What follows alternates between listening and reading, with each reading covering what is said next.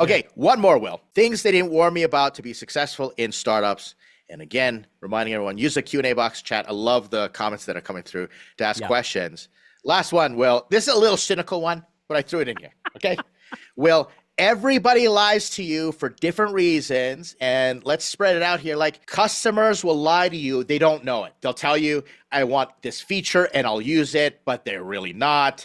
Yep. Everybody else, employees, co-founders, everybody in your life is not always telling 100% the truth, and they don't know it. Some might be nefarious and diabolical. I've had people purposely try to cheat me and lead me astray. Most of the time, it's pretty innocent, and I've had to kind of get to the point where I'm like, I don't think I'm hearing the truth with everything that I hear. Well, actually, stick with the part where people don't realize that they're being disingenuous or lying to you. My number one culprit, if I had to stack rank all these, the one that I already know would shoot to the top is everyone believes they work hard. Ooh, good one. No matter what their level of work is. And again, this is specific to that person. But I've almost never met someone when I say, are you working hard? Again, not just for me, but I'm just in general. They're like, oh yeah, I'm working like crazy, right? I'm killing it. And I think to myself, are you? Like, by what metric? Yeah. And I'm not saying that you have to, kill yourself, to be able to say you work hard. What I'm saying is we all want to believe we work hard because it sounds strong and ethical and it's a victorious condition, right? However, I'm a pretty hard worker. Ed, I know you're a hard worker, right? I don't know very many people that work at the same rate I do, right? Not even remotely close. And so when I hear people say, I'm killing it, I'm like, all you did was check in at work. This is killing it, right? Like, you genuinely believe, like, when you go home to your spouse, like, man, I worked so hard today. Bro, you checked it on Slack like 4 times, right? Like, come on. But they believe it. They believe it. Yes. And the other thing, Will, is I find that people don't tell me the full truth. It's not a bald-faced lie, but not the whole truth, because they want to be polite and nice, and they don't want to hurt my feelings. And so customer discovery, getting feedback from my pitch decks, all those things, it's rare that, like you'll give it to me right between the eyes in a very respectful way where I trust your incentives, I trust your intentions, I trust your integrity. Right? Yeah. A lot of people, they're like hum and haw, and then they walk around, they tiptoe around it, and I don't get the full story. And I can really struggle with that, Will. I just cutting it straight. Well, and it's hard too, because it's hard to know what you don't know.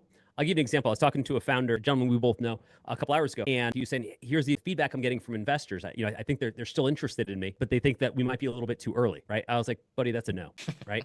And I said, investors are notorious for saying what sounds like a maybe, which is actually a no in disguise. Like, if we're talking about, people that are talking to you that aren't telling you really what they're saying, the investor euphemisms crack me up. So an investor says, and Ed, you can recite plenty of these, I'm sure. The investor says, well, we're not interested now, but we might be pretty interested when you get to $1 million ARR. Of course you might be interested if my company grows. Who wouldn't be? Yeah, right? Who wouldn't be? But the answer is no, right? And so, but the entrepreneur doesn't hear that. The entrepreneur hears, oh man, all we have to do is get to $1 million and they're in, right? That's not what they said, right? It's really fascinating to me, the muscle you have to develop as a founder to extract truth from well-intentioned lies. Yes.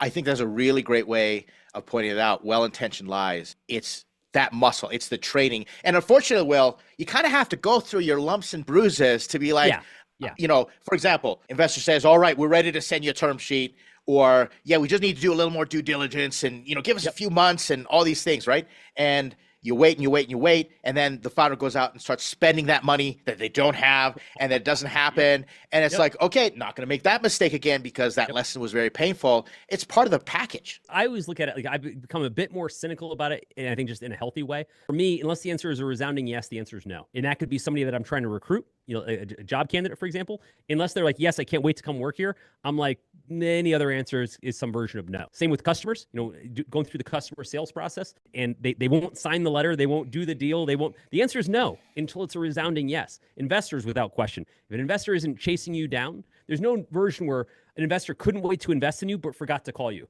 right? It doesn't work that way. And this applies to customers, this applies to employees, co-founders, well-intentioned lies. I like it.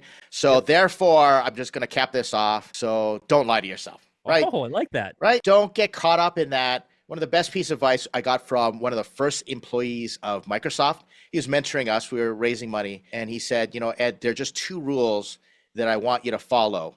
And that is, don't fall in love with your own baby and don't believe your own press. Right? And he really gave it to us straight and said, you could have all your internal cognitive biases all day long. That story in your head could be deceiving you. And that's something that I wish a lot of founders would continue to explore because I think it would serve them well. I agree. I agree. And I think the idea that you have to develop a muscle to, again, filter all this is powerful. And the earlier you can coach founders and teach them that, or people in general, it's the same lessons I'll teach to my children, the better. Right on. Will, we got to the end of that. That was We good. made We it. covered a lot of things.